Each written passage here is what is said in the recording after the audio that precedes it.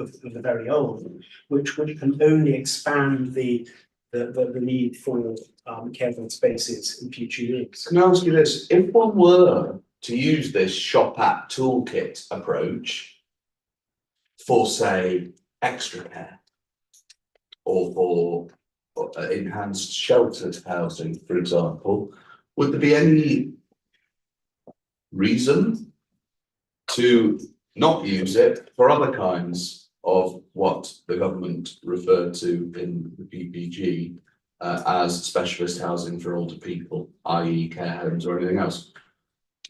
No, there's no logical reason to adopt the preference rates and adopt the advice in effect of the Shop Back Toolkit in relation to one form of specialist housing for older people, but not in relation to another. So we talked a bit about shop at. There's also this Cambridge study. We won't go into it in detail. We've seen the detail from what the inspectors I've shown the inspector some of the key pages already, but just to sort of at a high level, what do you say about its relevance or the relevance of its conclusions on prevalence to the debate that we're having at the moment?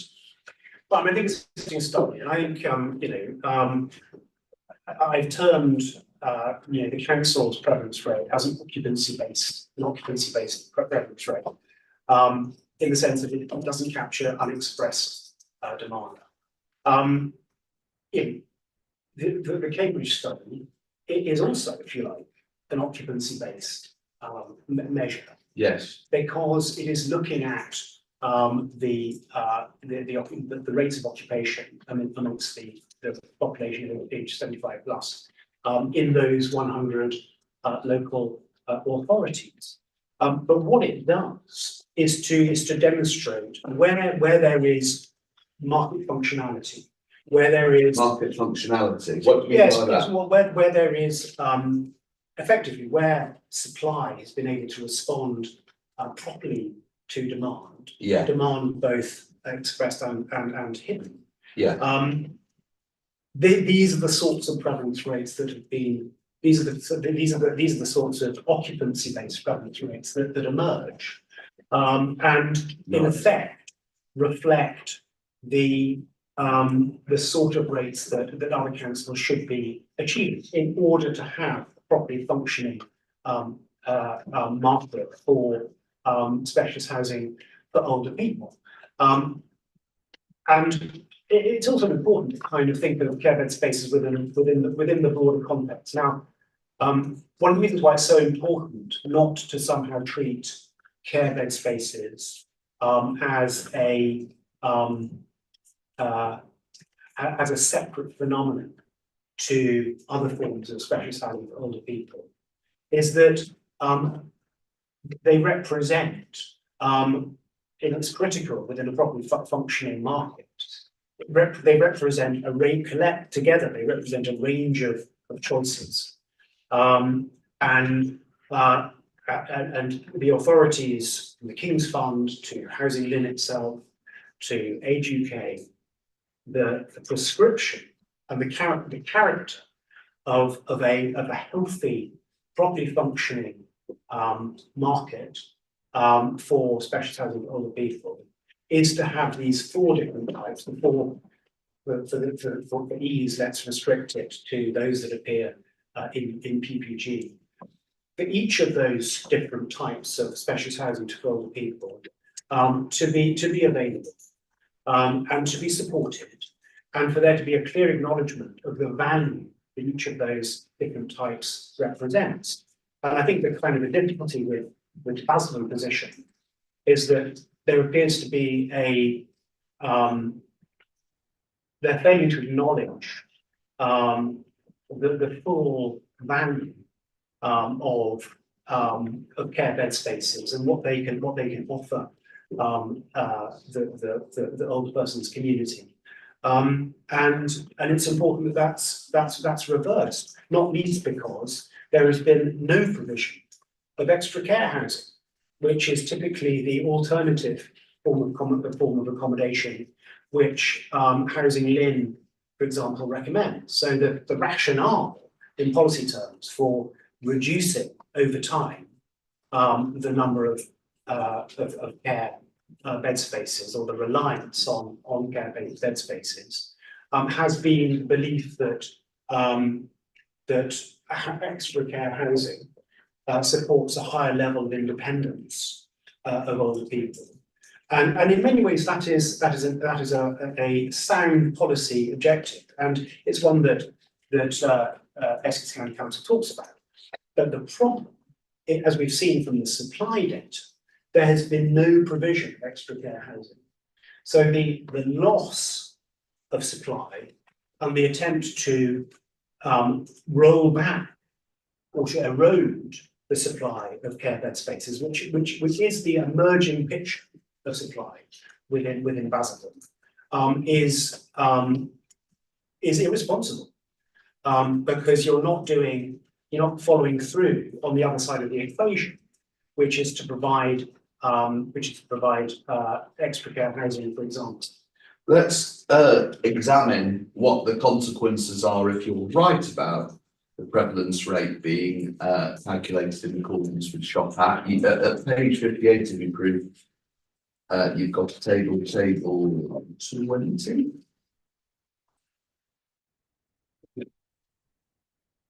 Explains. Now, I went through this obviously with Ms. Richardson, but the number in terms of current shortfall, you identify a fourth column along at the bottom, total bed spaces 970. So that's what you identify as the current shortfall. Could you just explain? I think Ms. Richardson was a bit hazy about how you've done this. What's happening here? I think the first column she understood, that relates to just the prevalence rates taken out of shop at, doesn't it? What about then the second and third columns? How are you deriving them?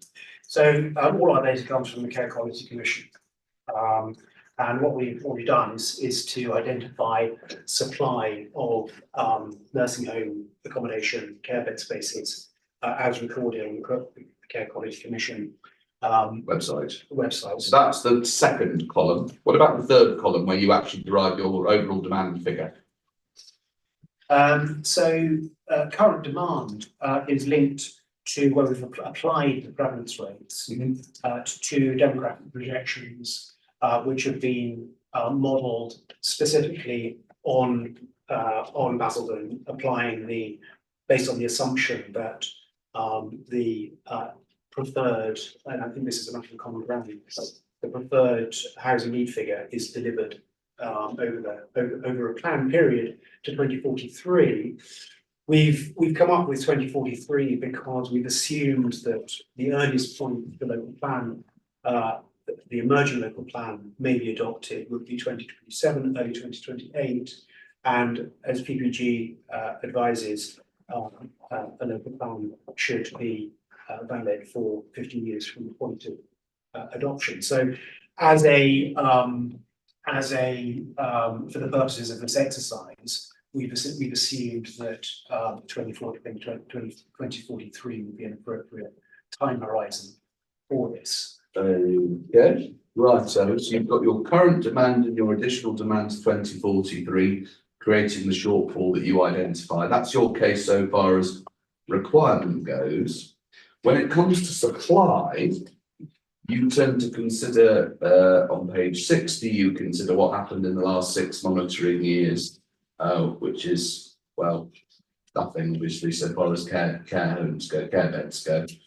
But then at your page 61, table 24, this table that we've looked at a bit already, a few times now, where you've picked up on all the various applications, awaiting decision, refused, and then there are 4 which have been granted, 3 by the council and 1 on appeal. And you say at 7.6.6 that all that stuff adds up to net 45 units. That's your position. Now, first question then, and this relates then, just to be clear, to the second of the major issues that we identified with Ms. Richardson. Is 45 the right way of looking at it, or is whatever the sum is, the excluding or ignoring the net reductions in respect of a couple of the schemes, Gilgrove and the other one? Let's have a look, Chaplain Lodge. Is that the right way of looking at it? So on this question of is it right to take account of the net losses, or is it better to ignore the net losses? What is your evidence for the inspector on that? Well, I haven't had any evidence today that would justify setting aside those losses. They are within a care home. It had a significant level of occupancy. To introduce subjective thinking as regards the quality of provision, and therefore whether or not they should be deemed in reality care bed spaces, seems to me not relevant to this to the matters before this inquiry. The reality is that this care home existed. It offered those bed spaces, and the fact that it's been redeveloped, it is only sensible and right that understanding that in arriving at a clear picture, clear and objective picture of supply, that those losses are taken into account. And certainly when I came up with this and I looked at the impact of recent development activity, it didn't occur to me for one moment that the council would pretend that the lost bed spaces would somehow be deemed irrelevant. On what basis for that? Well, on what basis is that judgment made? Other than being convenient. Right. Let's just assume for a moment, would you go with me on this? Let's assume that the inspector is with the council on 19 bed spaces a year, right? You've explained that it's not your evidence of this. Let's assume that the inspector's with the council on 19 bed spaces a year, but he's with you on the fact that we need to have regard to the units that have been brought forward, but also those ones which have been lost as well. You've got on your table 25, on page 62, a table that's called supply of care bed spaces.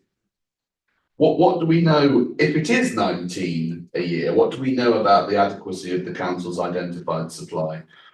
So, I mean, I think it's important to take into account that there hasn't been any provision of care bed spaces since the year 2016-17.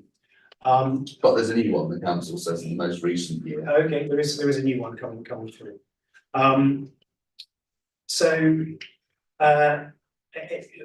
But what this table indicates quite simply is under item F is that a backlog need has built up over the period 2016 to 2022 on the basis of the council's evidence of 133 bed spaces. That's simply 19 times the 7. Now, to state the obvious, if the inspector's review on me, that 133, it goes up.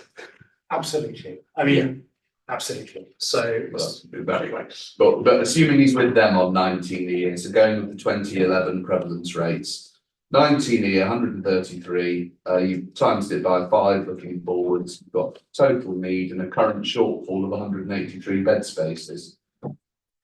Yeah, I mean, obviously, as there is no plan-led route to meeting this need until such time as the new local plan is adopted, I think it is important to think about the 5-year supply, and with the acknowledgement that schemes that come forward over that period will come forward in purview of the local plan, and therefore taking into account that additional 95 requirement is only right if we're going to think about a total need figure which the appeal scheme is well positioned to address, and taking into account the pipeline supply, that results in a current shortfall of 183.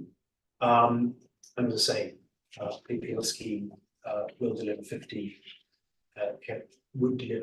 care bed spaces. 183 on the basis of the council's need approach of 19, which is, you've said on your approach, it's much bigger than that. All right, that's that. That's the two big issues that the inspector needs to decide. Is it 19 a year as per 2011 or not? Is it 45 units in the pipeline or not? But what about the extra limb, if you like, of Ms. Richardson's evidence, which relates to the material that she's had from Essex and the call around that was done on the 30th of November, where there were 60 bed spaces, we're told, 32 of which were in care homes that were not either good or outstanding and CQC rating. What about all that stuff? What does that suggest so far as the analysis that you've undertaken?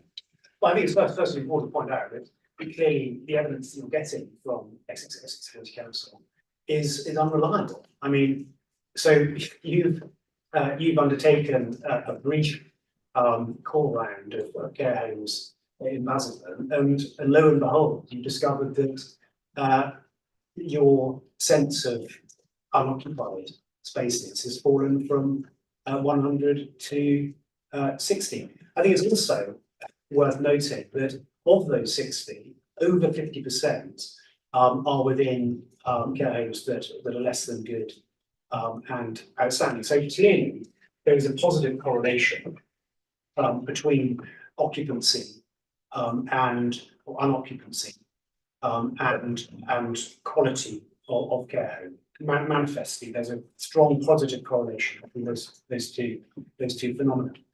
There is, and the fact that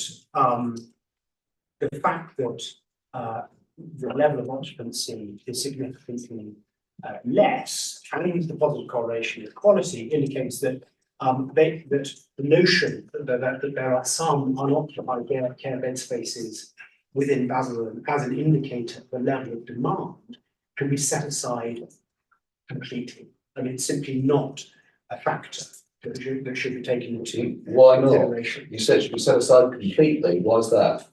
Well, because not only is it a matter, is there this can it be mainly explained on the basis of quality? In other words, people not taking up those care bed spaces because of reputational issues with the care home, because they're simply poorly run.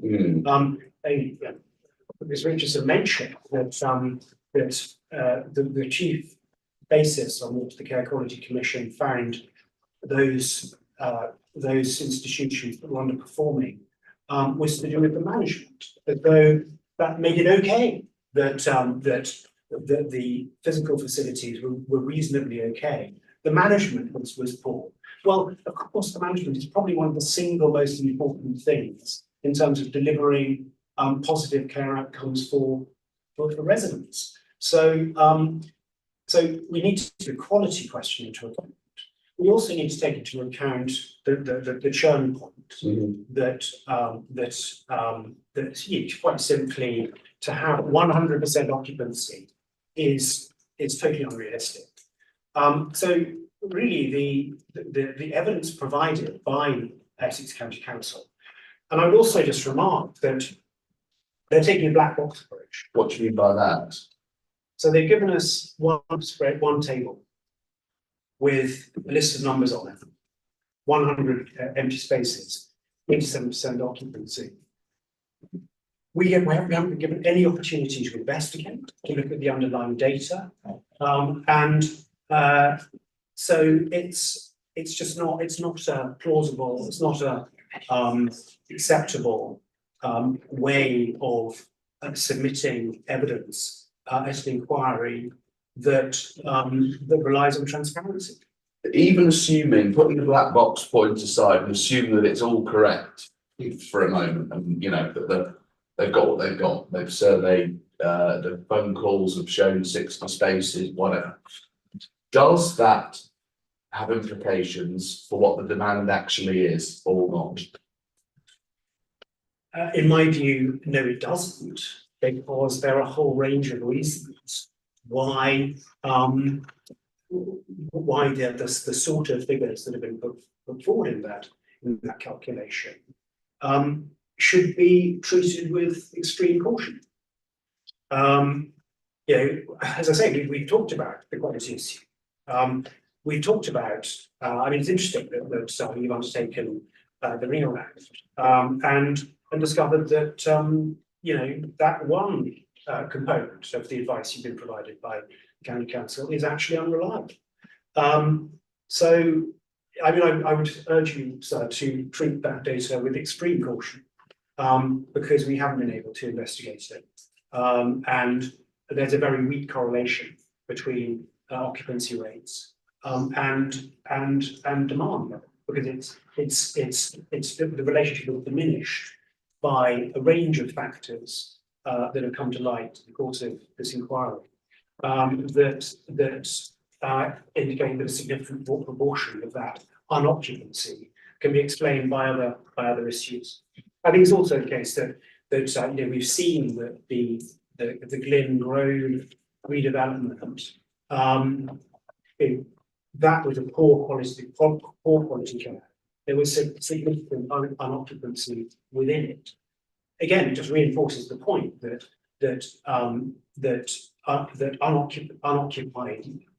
unoccupied bed spaces is more likely to be associated with a lack of quality than it is to do with an absence of demand. Mr. Tennant, thank you very much indeed. So those are the questions, and Jim. Okay, I will now turn to Mr. Yes.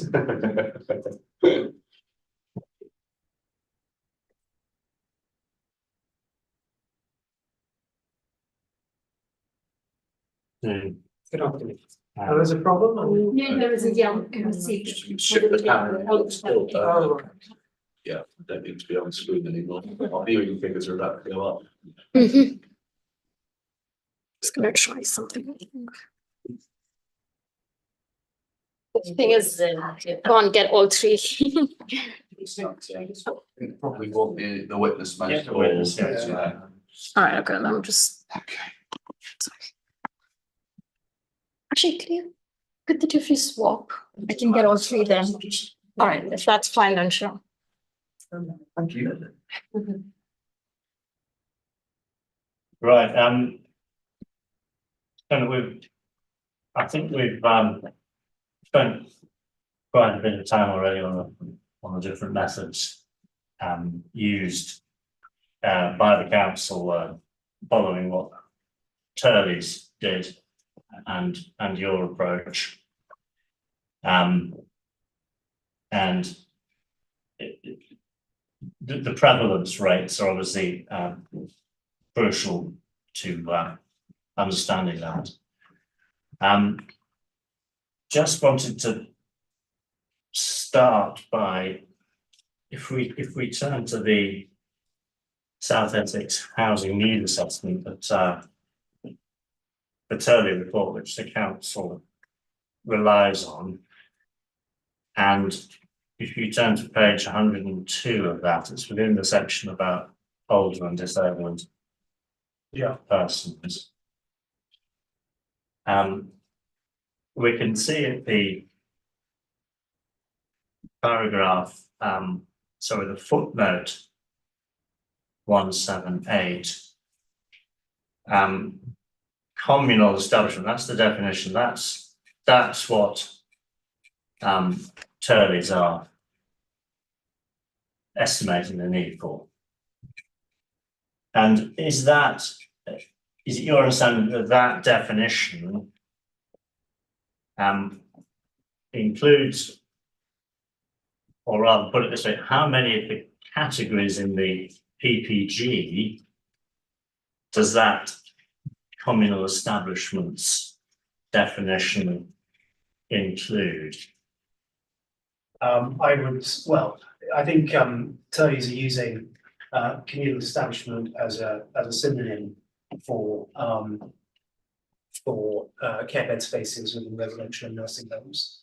I think I would assume it would cover the fourth one. So it's category 4, if you like, residential care homes and nursing homes. Right.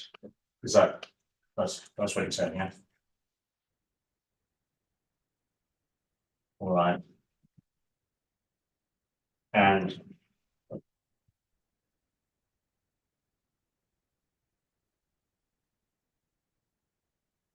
on the same, just to be clear about what we're talking about in your proof at paragraph 7.5.2.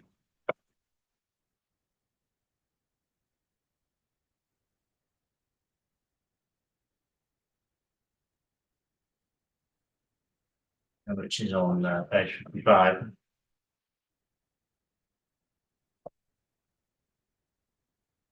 You there set out the four categories in the PPG. Yeah, I do. yeah, and at 7.5, you say this section provides an assessment of the need for bed spaces within both care bed spaces, of which the care home components of the appeal site, for example. And when you say both care bed spaces, did you mean with reference to category 4, the PPG, residential care homes and nursing homes? Yes, I did. Yeah, okay. I think that's come about as a result of a kind of editorial. Yeah, okay. Good. Well, I thought that's what you meant. Yeah.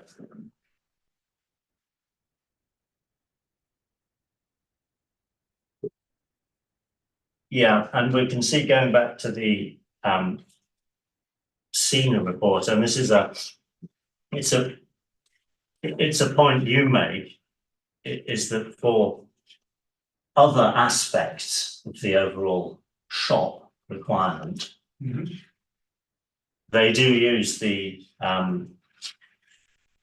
shop tool, don't they? And this is their table.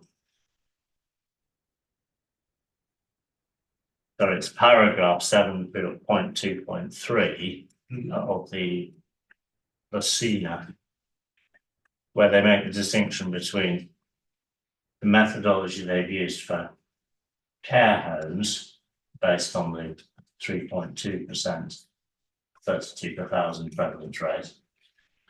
And then over the page, they set out the estimates for those other categories of shop, specialist housing for older persons. Yeah. Yeah, okay. And within that paragraph at 7.2.3, they say 125 sheltered housing units. So 7.2 of SENA. It's on the top of page 104. It's over the page. Okay. Yeah. So they identify there could be demand for 125 sheltered housing units, 20 enhanced sheltered units, and those are broadly within category 2 in the NPPG. Yeah. there is always an issue with terminology when especially as a lot of people. So the 20 enhanced sheltered housing units. So I think they might have actually misused the shop at because enhanced sheltered will normally fall within extra care, in truth. That's it. The 125 sheltered housing units would fall into housing with support, which would be the second type, yes. The 20 enhanced sheltered, typically these days, we would regard enhanced sheltered as synonymous with extra care. I see. So enhanced shelter and extra care go together as category 3. Housing with care, if you like. Yeah. Right. So importantly, extra care is distinct from care bed spaces. Yeah. Okay, now turning to the PPG and the paragraph which we've had a look at already. It's paragraph 4 under the section housing for older and disabled people.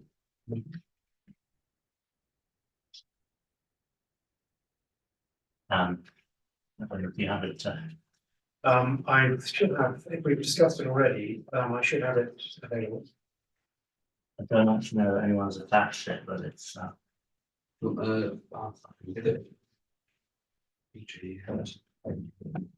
The particular paragraph you want. Well, it's that paragraph, all of it really is. Which paragraph? 04 under identifying the housing requirements of older and disabled people. I can show him like it's got a blank, as in not marked up.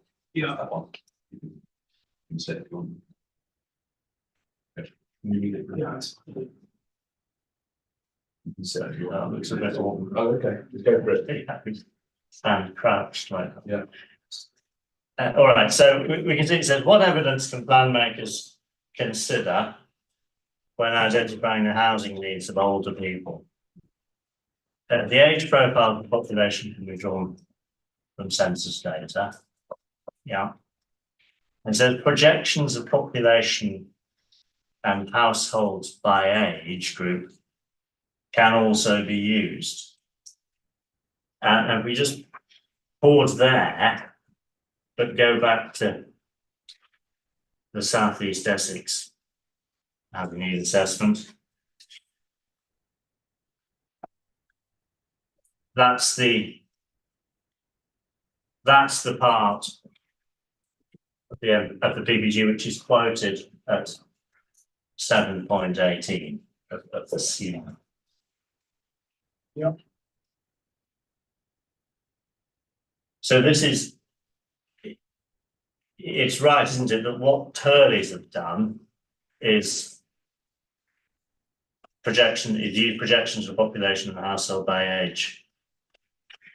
So obviously with every assessment of older person's housing, it's vital to draw on census data, and it's essential I mean, the way a housing needs assessment for a local authority will operate is that bespoke demographic projections will be prepared. These provide evidential spine that inform need for a range of different housing types, including specialist housing for older people. So it is, it provides a baseline position. And as you can see from my own proof of evidence, I've made heavy use of census data. But the important thing is it provides a baseline understanding of demographic change, and out of which a number of conclusions can be drawn as regards need for different forms of specialist housing for older people, including care bed spaces. But an absolutely essential additional strand of the analysis is to take into account the guidance provided by organisations such as Housing Lin that are recommended, as this paragraph goes on to explain, because they've done important work to take into account the under provision of specialist housing for older people of all types, including care bed spaces, and how need can be more comprehensively addressed through the provision of prevalence rates that they've arrived at. No, that's right. I mean, what the paragraph goes on to say is the future need for specialist accommodation for older people broken down by a tenure and type, example, sheltered housing, extra care, but obviously including in there the care bed spaces, may need to be assessed and can be obtained from a number of online toolkits, and there we have set out Shop At and Housing Link. So it's saying you may need to do this. It's not absolutely obligatory according to the PPG, is it? So it can't be said that what Asina has done is inconsistent with the guidance in the PPG.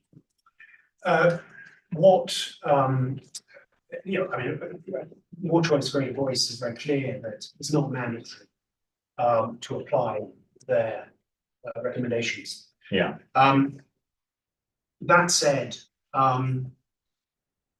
within local plan examinations, in recent years, the Shop Act, use of the Shop Act toolkit to identify housing need for older people has become the norm. Yeah. And it's been found sound at examination time and time again.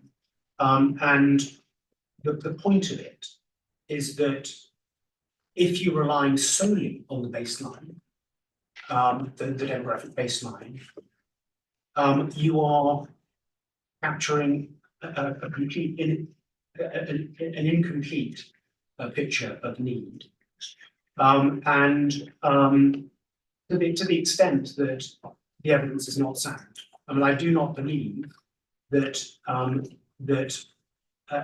evidence base which relies solely on unadjusted baseline data I understand that. would be sound for purposes of plan making. No, but I think the narrow one, and I think you're agreeing with me, is that it can't be said. As I understand, yes, SHOP provides better information, if you like, using that tool. But it can't be said, can it, that the PPG, the approach Turner's abuse is inconsistent with what PPG recommends. Obviously, plan makers can ignore recommendations and advice put forward in PPG. PPG uses a form of words. Mainly, this is not. It's very rare for PPG to say must. Yeah. To use that sort of terminology, but to turn your face against this kind of clear recommendation in PPG is irresponsible in my view. You accept that there's no standard method for undertaking. Well, more choice, greater voice makes clear that that it's not mandatory for local authorities to follow their advice. But I think, as I say, my experience of supporting councils with their local plan making and getting evidence is that this has become critical in their to arrive at a true understanding of needs for older people within their areas. Now, the prevalence rates which you prefer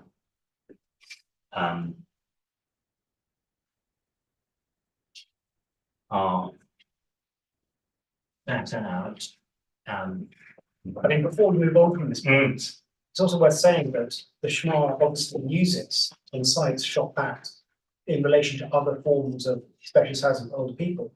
Yeah, for some reason they've decided not to take. So the SHMA accepts and acknowledges the authority of the SHOP Act toolkit. Yeah.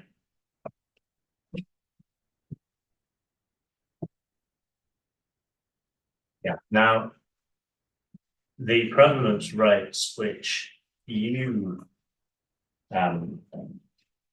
rely on here, you set out in your table 19. Just give me a page number. Page 57.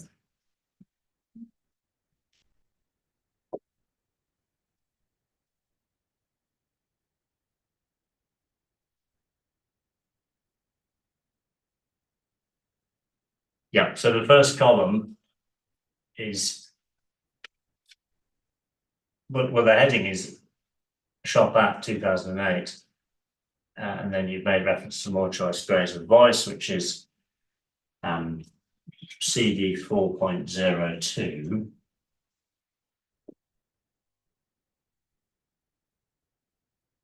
And we've been to it already, but it's page 45, where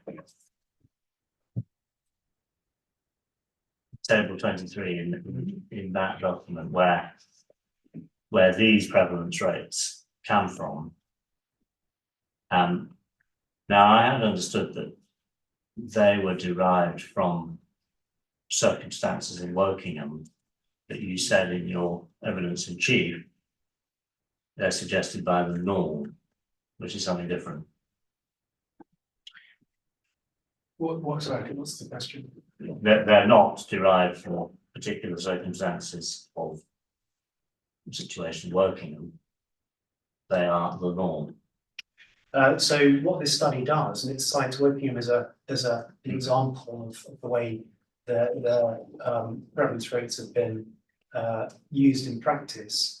I mean, that's what that sets out. It's an example of the application of their prevalence rates. But I don't understand, it's the final column of that table 23, ratio suggested by the norm. What does that mean? So I think what they're saying there is that within usual circumstances, in most circumstances, these would be the sort of prevalence rates that would be appropriate. And I think we've seen that Basildon isn't remarkable in terms of it's not an outlier in terms of its demographic trends. Therefore, the application, there's no reason to dispute that somehow the recommendations of more choice, greater voice wouldn't apply in the Basildon situation. Yeah, and the paragraph immediately above that table begins, these norms are inevitably arbitrary. Is that, it's talking about the same norms?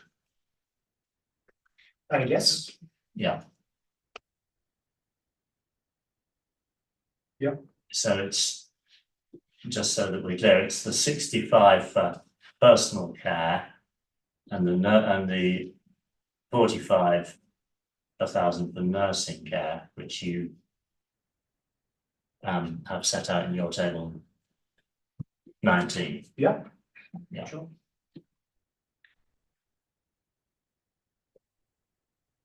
Okay.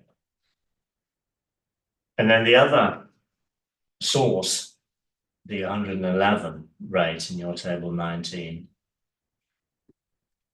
I understood that came from the Greater Cambridge study, which is 403, CD 403, sorry.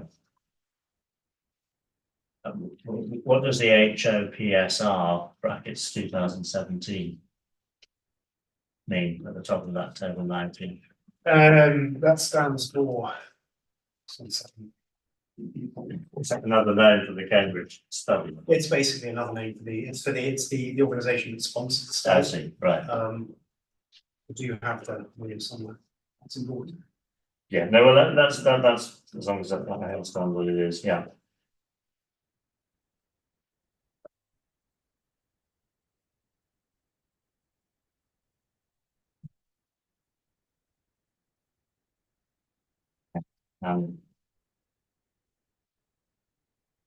And it's right. The figures in the Cambridge study reflect, they're not arbitrary, the norm, but they reflect, and it's explained at the top of page 26 in that study. The level of supply across the 100 English local authorities with the highest overall provision of each type of older person housing per thousand.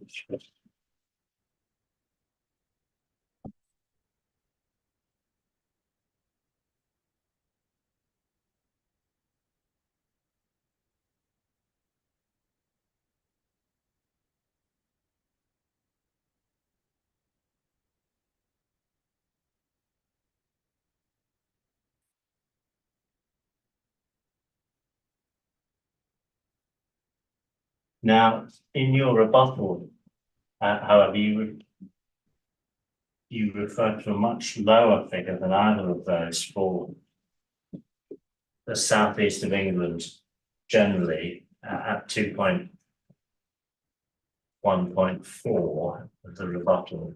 And you're making the point that the prevalence rate of 34, it should actually be 32, shouldn't it, for Basildon? I've just taken that from Ms. Richardson's Yes. prevalence, but it should be 32. Yeah. you're saying that's very low, and obviously it's a lot lower than the 110 figures you relied on.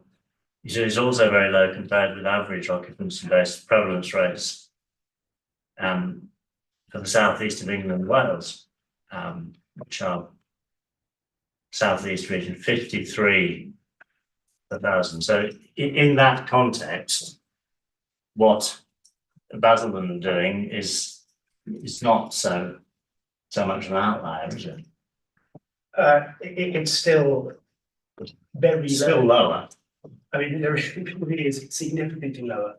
And of course, we have the Cambridge study, which indicates the rates that the 100 councils that are The top. the top third in terms of their performance. So you know, Yeah. in comparison with these benchmarks, Basildon is performing very poorly, and the practical reality, the result, what that means in effect, is that people seeking a care bed space within Basildon are likely to be frustrated in doing so, and also Basildon is likely to be exporting its need to elsewhere in the southeast of England, which is again irresponsible. And those difference in prevalence rates provide a lead indicator that that is exactly what's happening. Yeah. And in fact, one of the reasons why there may be an attenuation of demand, a lessening of demand, that in Basildon, is that sort of thing is likely to be going on. You don't you have a restriction of supply. Demand is unaddressed. It either achieves suboptimal outcomes, but I think it's important maybe to emphasise here that there is a relationship between not delivering affordable homes, not delivering enough general market homes, is what that's likely to result in the position of people, of older people, is that they will have to make do with expensive, unsuitable accommodation, which is likely to drive greater demand for care bed spaces. So the notion that you can somehow divide these things up and say and accept that affordable homes delivery has been appallingly weak, that delivery of housing as a whole has been desperately weak, and yet somehow the provision of specialist housing for older people is absolutely falling down is not a sustainable argument. And what's happening is that people are accepting suboptimal outcomes, or they're moving outside the area. And what you just picked up on, these 53 and 52, which is a good 60%. You know, it's a variation of at least 60, about 60%, is that people are moving to within that wider geography in order to satisfy their urgent need for care bed spaces. Although we call it the Cambridge study, we've made it clear, haven't we, that the prevalence rates are actually derived from the top 100 local authorities, aren't they? Providing them. So they're necessarily high. I mean, you touched on this in your evidence in chief. If they're translated into an occupancy prevalence rate, they're necessarily the highest because they are the top. Yeah, but we're talking about 300 local authorities, and but if, for instance, we're talking about 100, a third of all authorities. Yeah. But this is an aspiration. This is a target that all authorities should seek to emulate. It's eminently achievable. Yeah, if in contrast the study was focusing on the 100 authorities with the lowest overall provision, then the prevalence rate that would be derived from those 100 would be considerably lower. Indeed. But what is probably happening across the country is that those in the lowest third are likely to be exporting their need to those councils that have been more responsible in areas where need is greater. which is, again, a distortion of the market and bad for residents, bad for places in question, and not something that this inquiry I think should support. Now, if we go to your table 20, please, and thank you for explaining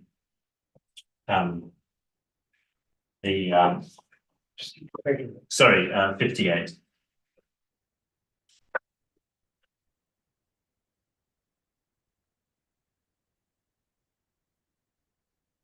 So we know the first column of numbers, we know that's from the prevalence rates, and we've seen where they come from. The current supply is straight from the CQC website, is that correct? It is. And then the third is the application of the prevalence rates to the demographic projections based. Are those the projections which you have presented earlier in the report? Yes, so they would be at 2021, I think.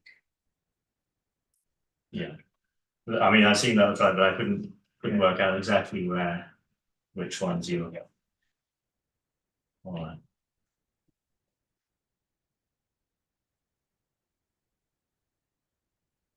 And the CQC website is acceptable as an accurate source of supply. Well, I've discussed this with the Elderly Accommodation Council themselves, actually, and they accept that CQC is the senior resource. I mean, I think it should give the inquiry comfort, that the number that we provide there in terms of supply is greater than that of the council themselves. So we've tried to be as conservative as possible in this respect.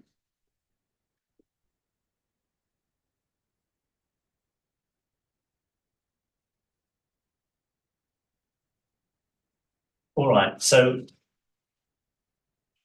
moving on then to supply, and I think we're all quite familiar with it, with the differences now between us. We the council are saying there are currently probably earlier estimates of 100 vacancies has fallen to 60. In your table,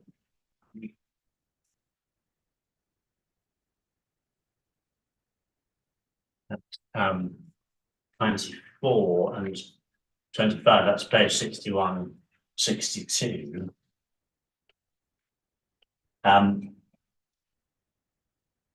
We've heard about Gill Grove, and can I ask you this? Do you accept the figure which Miss Richardson states in her evidence, that the occupancy of that home was 47 the last time the CQC assessed the figure itself? I'm prepared to take a word for that. I mean, could it be that it was low because it was being run down in anticipation of being closed? Is that a possibility? I have absolutely no idea. I mean, I didn't really want to speculate on the matter.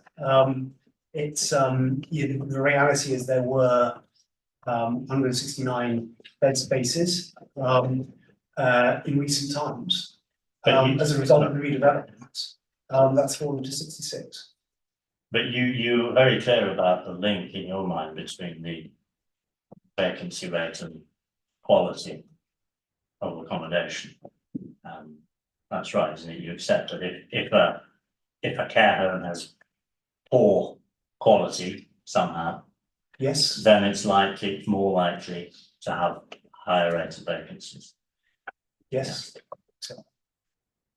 So that being so, and given the very low rate of occupancy, it is reasonable, isn't it, to essentially disregard the greater number of rooms that were there, given their likely poor quality and their certainly no low occupancy rate, in the assessment which you, in the evidence which you set out at your 24. No, I mean, I agree that it's that vacancy, that unoccupied bed spaces are associated with quality issues.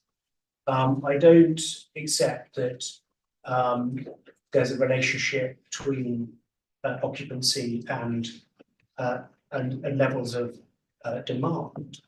And I certainly don't make any sort of judgment about the overall picture in terms of supply. I don't want to get drawn into a conversation about whether one particular, the provision within one particular care home or another should be discounted on the basis of quality of provision. What we have in front of us are the numbers in terms of supply. Let's just take them at face value. Right. Well, I think we are drawn into a debate about the particular of Gill Grove, certainly in Chatham Lodge. I mean, if you want to, as I mentioned earlier, I mean, 33% of care bed spaces are in poor quality, relatively poor quality nursing homes. I mean, are you suggesting that should be simply taken out of the supply picture? Because if that's the case, you know, the need scenario deteriorates dramatically. No, I'm suggesting that in that particular case, the figures suggest that the very low level of occupancy and what you've said about the link between that and quality. The figures suggest certainly from this side of the table that it is reasonable to regard that as 66 additional rather than 103 net loss. But I disagree. Then on your table 25, and we've been through these figures and they turn largely, certainly row E, difference there between us turns largely on the question I identified earlier about how we treat Gilgrove and Chatham Lodge. Sorry, page 62 with your group. Okay, yeah. I wanted to ask you about row F, Right. and the backlog is 133, which we've been through. It's the council's figure of 19 per year times 7, i.e. those 7 years, 16 to 22. Yeah, and the reason you've gone back to 2016, as I understand it, is because there was a schma published then. Is that right? I think that's Yes. yeah. But in fact, there has been one, obviously more recently than that, in 2022. I just wondered what was the justification for going back to the schma before last? So I think if you like, the foundational schma is the 2016 schma. You know, the latest wrap cycle of documents. I think as I say, the original document is the 2016 document. That's my understanding. It seemed to be sensible to take 2016, therefore, as a starting point from which to analyse the council's performance in meeting. Yeah, in meeting the. And obviously, if we didn't go back to 16, but just back to 2022, then the figure would be considerably lower, wouldn't it? The backlog need. Well, you know, it's critical in understanding the position of the council to consider recent trends. It's entirely reasonable so to think about how the council has performed within recent years, in terms of making an assessment as to where the need positions starts at the moment. And I think I've taken the reasonable position that 2016, given the data, let's say the foundational SHMA is of that year, to draw the line there. And I think it provides helpful evidence to show where the council is currently sitting in terms of meeting the need for care bed spaces. So where we get to then is your supply at 7.6.6 in your proof, page 62.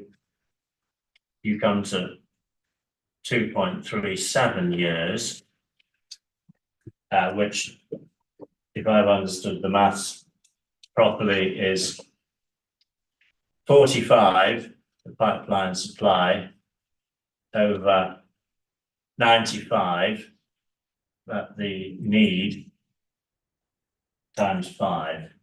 So That sounds right. yeah, I think that's right. I mean, be wary of my maths, but and then in contrast, and the difference really is how we treat Gilgrove and Chaplain Lodge. We say not 45, but 156 divided by 95 times by 5 comes to the 8.2 years, which, as Richardson sets out in our proof. Yeah. All right. Thank you very much. Sorry. I think Mr. Taylor might have a question for Mr. Tennant. Yes. It's related to yes. evidence and in the form of a question. Indeed. Well, it's an informational thing. You may well wish to comment then. So Yes, just I heard no mention of what I know as Anisha care home. Yeah, is it Grove? Yes. That's one I know. There's another near Ingatestone station in the station road, and a third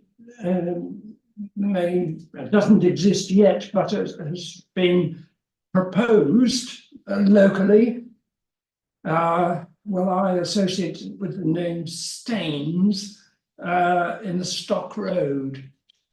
It was I went to the open day when they launched this proposal. But my question is, I believe these are all private, and are they relevant to this discussion, or are we discussing only social provision? Did you know what form of care home they were? Were they provide were they a care home or a nursing home, or did they provide flats, shelters? I have no idea. I'm simply mentioning places I've passed and I'm aware of in the locality, and as well as the borough extent and the county extent, we've heard about catchment areas. And but the principal question is, in this discussion, are we talking including private provision or only social provision? So the proposed care home will almost certainly specialise in private provision, and that's partly because of its location.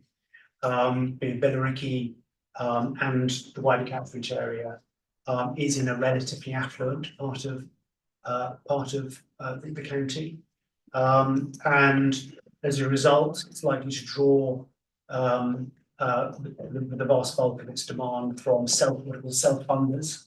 Mm-hmm. We have heard from the Essex County Council that they propose to reduce the number of placements that they're looking to make to care homes. So yes, I mean, I think the commercial proposition for this care home is firstly self-funding. It's also very likely to provide a higher order of care provision, given the strength of evidence that that it's going to be those with the most complex care needs and dementia care needs that will represent an important part of demand in future years. Well, yes, with respect, I haven't quite got an answer from you. The discussion of numbers, does that include only social provision, or does it include private provision? It's both. Yeah, it's definitely both. Thank you. Right. Okay.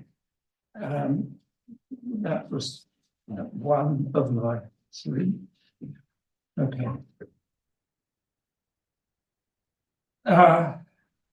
Well, it's perhaps more appropriately directed at. Perhaps frame it in a way and see what Mr. Yes, Cannon yes, indeed. can help you with that. Sorry. You have a concern, and perhaps his answer might. Yes.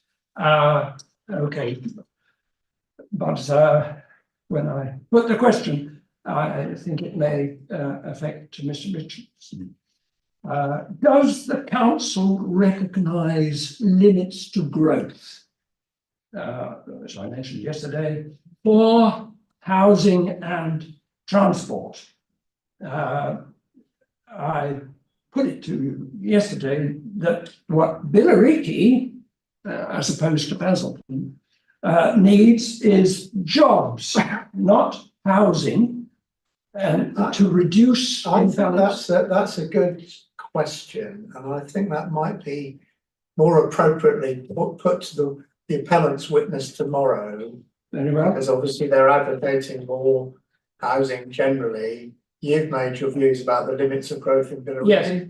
Perfectly valid. Yes. But they might then be able to Yes. defend themselves Yes. over that particular concern, which is a valid point. So may I suggest perhaps tomorrow, if Yes.